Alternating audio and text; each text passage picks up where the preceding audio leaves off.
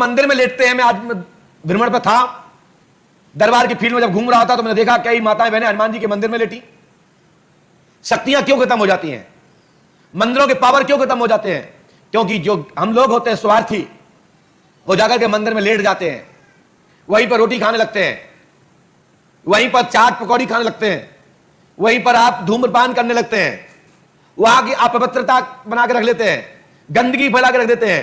वहां से भगवान पलायन कर जाते हैं, वहां चले जाते हैं, जगह छोड़ देते हैं और समझ जाते हैं कि यहां राक्षस लोगों का आना जाना है, यहां गंदगी फैला रहे हैं, विष्टा इत्यादि, लेटर इत्यादि से मलमूत्र से आए, हाथ पैर धोए नहीं, उसी में आगे फिर लेट गए। रात में 2 बार जा रहे हैं, 3 बार जा रहे हैं, हाथ पैर धो के नहीं आ रहे हैं, फिर मंदिर में लेट गए। इससे आपकी शक्ति खत्म होती है, आपका पावर खत्म होता है और इसका पाप भी आप लोगों को लगता है।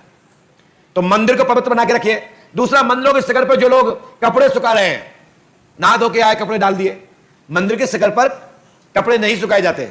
इसके लिए इतना बड़ा ग्राउंड है, कहीं भी आध घंटा पौन घंटे के लिए डाल दीजिए और आप लोग भी वहां बैठिए आराम से, थोड़ी अच्छी धूप आप भी लीजिए और उस धूप में आपके कपड़े भी सूख जाएंगे और अच्छे से सुबह पहन लीजिए। तो आप लोग ये हाथ उठा के संकल्प लीजिए, कोई भी मंदिर के ऊपर कपड़े नहीं सुखाएगा और मंदिरों में नहीं लेटेगा। और कुछ पुजारी लोग पैसे की दक्षिणा के चक्कर में गद्दा दे देते हैं, रजाई दे देते हैं और कह देते हैं आ जाना लौट करके दरबार के बाद मेरे पास आके लेट जाना। ऐसे पुजारियों को मुंह पर जवाब दे देना चाहिए, वो पुजारी नहीं है, ये स्वार्थी लोग, पाखंडी कालनेमी है।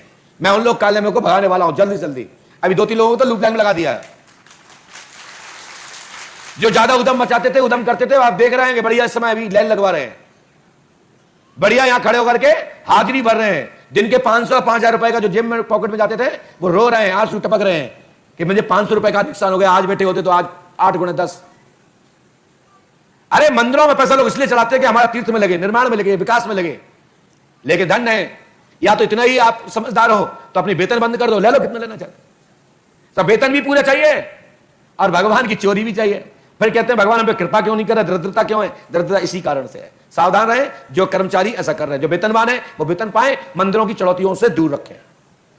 बोले पंडों सरकार की यात्रियों के साथ अच्छा व्यवहार रखें। कहां से भैया? मैं दिल्ली से आई हूँ। क्या समस्या है? मेरे पति के एक्स्ट्रा मैरिटल अफेयर्स चल रहे हैं, दूसरी स्त्रियों से संबंध मेरे पति के चल रहे हैं। समझ नहीं दीदी, कुछ क्या बोल रही हैं आप? मेरे पति के दूसरी स्त्रियों के साथ संबंध चल रहे हैं। तो क्या दिक्कत है? तुम्हें क्या टेंशन है? मुझे प्रॉब्लम यह है कि वो मेरे साथ और मेरे दोनों बेटे के साथ बहुत दुर्व्यवहार करते हैं, घर में माहौल बहुत खराब करते हैं। उससे का 2-4 और रख ले। और इसलिए मेरा बेटा 3 साल पहले, 30 साल का बेटा घर छोड़ के चला गया, 3 साल से बाहर अकेला रह किराए पे। वो भी किसी को रख लिया होगा, क्योंकि बाप करेगा तो बेटा नहीं, बिल्कुल बेटा बिल्कुल भी ऐसा नहीं है, बिल्कुल सही है, पक्का पक्का। तो ठीक है, क्या दिक्कत है? तुम्हें टेंशन पे क्यों ले रही हो आप? रहना वाला ना, जब तुम विश्वास है कि तुम्हारा बेटा ऐसा नहीं है तो टेंशन क्यों ले रही हो भाई? लेकिन बेटे की शादी नहीं हो पा रही है, समाज में बदनामी कितनी हो रही है, उसकी जॉब नहीं लगी है। स्कीम देखिए जी, पढ़ पा रही हो? हाथ में नहीं पकड़, राजेंद्र सिंह नहीं पढ़ पा रही होंगी, मैं स्क्रीन पे दिखा देता हूं।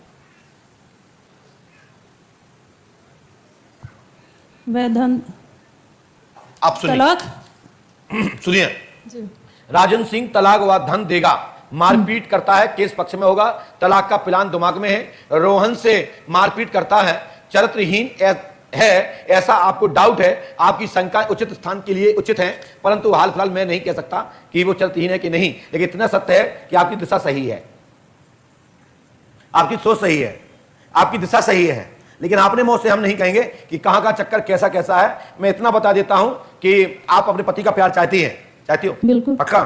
तो 16 नींबू को एक पात्र में निचोड़िए, इसका एक भी बीज ना खंडित हो, ऐसा काटना है उसका बीज ना कटे।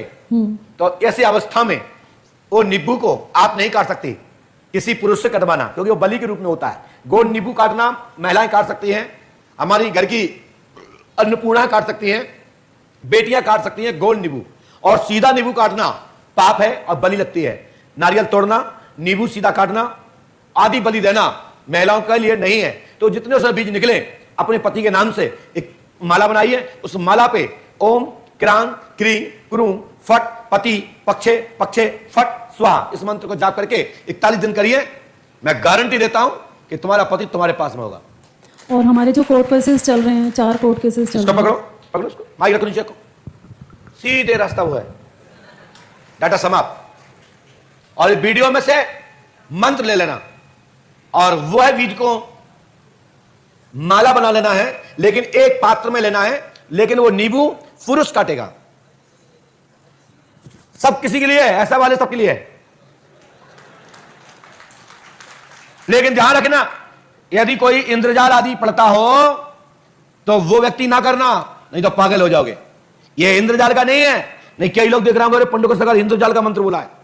ये इंद्रजाल या कामाख्या प्रक्षेत्र की शक्तियों के विषय का से संबंधित मंत्र नहीं है।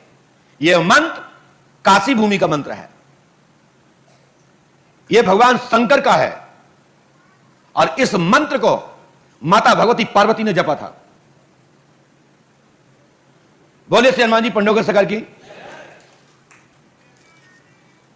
आइए इसके बाद, आज इसका प्रमाण जिसको पढ़ना है तो जगह नहीं बताऊंगा, क्योंकि इसके बहुत सारे ऐसे परिणाम भी लिखे हैं कि पलक झपकते जैसा कहोगे वैसा ही हो जाएगा, क्योंकि यह मंत्र स्वतः ही खुला हुआ है, यह बंद नहीं है, लॉक नहीं है, किसी विद्वान ने इसको लॉक नहीं किया है।